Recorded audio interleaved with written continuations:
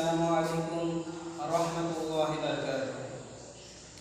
যেই মেয়েটা রাস্তাঘাটে মাথায় কাপড় নাই, বুঝতে হবে সেই মেয়েটার লজ্জা শরম নাই।